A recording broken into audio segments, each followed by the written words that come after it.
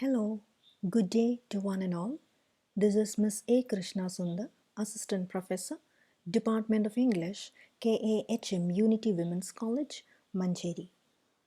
Today we would be discussing the author Philip Larkin and one of the most important poems written by Larkin, which is titled as Church Going. We have already discussed the background relating to the poem as well as the very first stanza of the poem. We all know that there are 7 stanzas in total, and we have already discussed the very first stanza. So here we go with the second and the third stanza of the poem, Church Going. So just to brush up your memory, in the very first stanza, Larkin gives a very vivid description regarding what is inside the church. He then goes on to give a reflection of what he feels when he is inside the church. This is what happens in stanza 1, and stanza 1 ends as he takes the cycle clips in awkward reverence. That is how Larkin puts it. So coming to the second stanza, here we go. So he's continuing with his movement inside the church. Move forward, run my hand around the font. From where I stand, the roof looks almost new, cleaned or restored. Someone would know, I don't. So Larkin's disconnectedness is very well depicted even in this stanza. I comes here again, but it comes at the end of this area. Larkin says that he is moving forward, he is inside the church already. So he keeps walking and he says, run my hand around the font. Now what is this font? Now you can see on the right hand side there is a picture which is white in color. This is a font and this is actually a baptism font. Now baptism font is a place from where the ceremony of baptism is usually conducted by the priest. So he goes and he runs his hands around the baptism font. So maybe that is something new for Larkin. Maybe he might not have visited a number of churches during the recent periods. From where I stand, so I comes here again. The roof looks almost new, cleaned or restored. So you can see that's a question mark, which means that's a question which is addressed to the audience, to the readers. It is addressed towards us. And from the position where he stands, he looks at the roof and he feels that the roof looks very clean and new. So either it is cleansed or sometimes there is a restoration which might have happened. So he doesn't know what exactly it is. Someone would know. I don't. So someone would know means some religious person might know. Maybe I am not a religious person and because of that I do not know. So his disconnectedness is once again proved here. Now you can see on the left hand side, you can see that is actually the interiors or the roof, the interior roof of a church. You can see how it looks like. Let us move into another picture depicting some beautiful aspects of this internal roof. Now this is a very famous church in Rome and you can see the beauty of the church because it is completely filled with a number of paintings, biblical collections as you can call it. So this in turn gives a real marvel and beauty to the interior structures of these churches. Now Larkin continues, he says, mounting the lectern, I peruse a few hectoring large-scale verses, and pronounce, here endeth, much more loudly than I had meant. The echoes snigger briefly. Back at the door, I sign the book, donate an Irish sixpence, reflect the place was not worth stopping for. So this entire stanza goes in a very disrespectful way. Larkin is totally against churches. We clearly get this impression as we go through this poetic line. Mounting the lectern. Now, what is a lectern? You can see a picture on the left hand side. A lectern is something like a podium where the priest stands. Maybe in your classrooms, your teacher might have a lectern. Your teacher might be leaning on to the podium while he or she might be dealing with the sessions. So this is what you call as a lectern. And here Larkin says he mounts the lectern. He goes and he stands there in front of the lectern.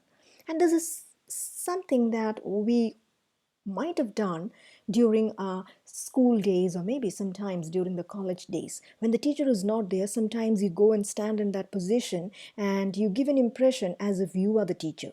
I remember during my childhood days, I used to occupy the seat of the dentist where I used to go. The moment he moves out or he moves into his interior rooms to take some medicines or something else, I used to go and sit in his seat, his dentist seat, and I used to feel a different kind of feeling then. So maybe that's something which we all do, occupying into somebody else's position, especially in their absence. So this is something like that. Larkin, he gets onto this lectern, he stands there just like a priest, and I peruse. So I comes here again.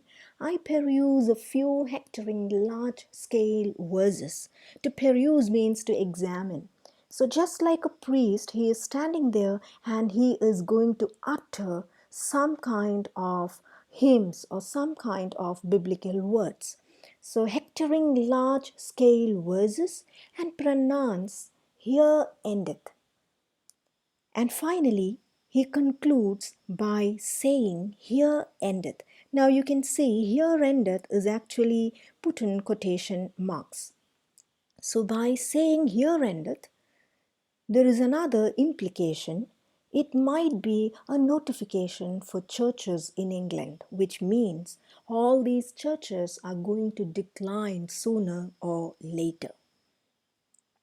So hectoring large scale verses and pronounce here endeth. So hectoring means to talk in a bullying way, not in a very systematic way. So usually a priest speaks in a very systematic way, but here Larkin is not a priest and he is in a way mocking the system here. So he is talking in a different style and he finally says here endeth much more loudly than he had actually intended. So here endeth can be an implication that churches might come to an end. The echoes snigger briefly. The echo here can again be the silence which is playing or which is revolving inside the church. They snigger. Snigger means to smile in a scornful way. So you can see the entire stanza is filled with a number of negative words. Back at the door, I signed the book, donate an Irish sixpence. Reflect the place was not worth stopping for. So back at the door, I signed the book. Now, usually when you come outside, when you come out of the church, there will be a book. Probably it can be a guest book where you can write down your comments, and finally you will have to donate some amount which will be used for the restoration of the church. So back at the door, I signed the book. So just like a very religious person, he signs the book and he is also doing a donation here. He donates an Irish sixpence. Now, donating an Irish sixpence is again very disrespectful because this is an expired currency. So in Indian context, it would be just like giving the 500 and 1000 notes which we had before demonetization, because those notes, those currency notes are not at all in movement or circulation as of now. So if you are going to hand it out to somebody today, a 500 or a 1000 note which has been expired 2-3 years back, it has no value. So here something happens like this. So he is actually donating an Irish sixpence, which is an expired currency. And reflect the place was not worth stopping for. So finally, the visit has come to an end. The church visit is completed. Now, after completion, Larkin feels that, or the place was not worth stopping for. Now, sometimes you get this kind of a feeling. Sometimes, with a lot of eagerness, you watch a movie. Sometimes, with a lot of anxiety, you read a novel. But when it comes to the end, you get the feeling that, oh, this was not what I really wanted, or this was not exactly what I expected. So you can see there is a kind of dissatisfaction. So the same dissatisfaction comes here for Larkin, and he says the place was not worth stopping for. Coming to the next part, yet stop I did. So though it was not a worthy place to stop for, still I stopped. So the I comes here again and again.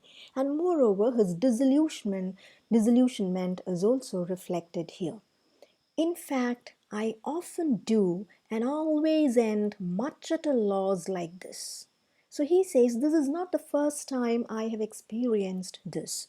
This happens, or this might have happened a number of times in Larkin's life.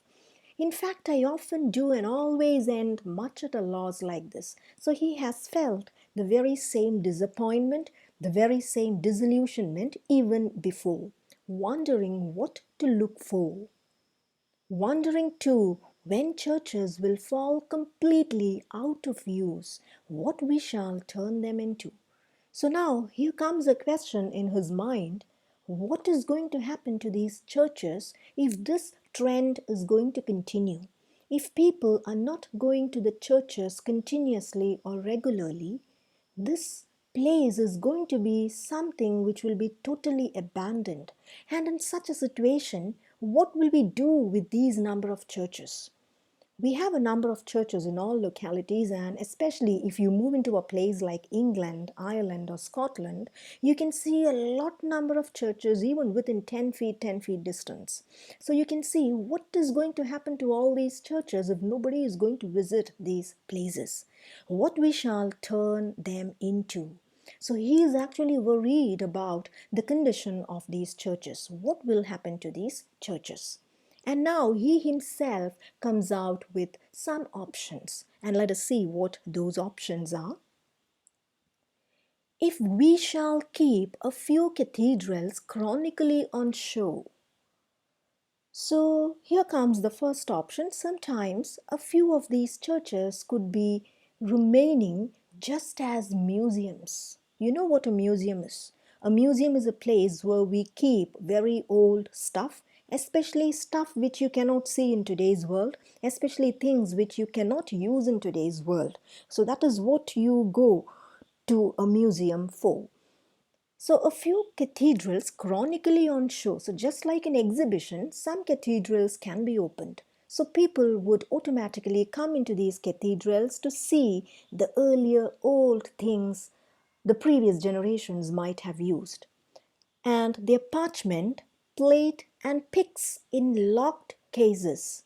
So what is a parchment? You can see a picture on the left hand side. A parchment is actually a very old kind of paper and usually something in which some religious letters would be scribbled.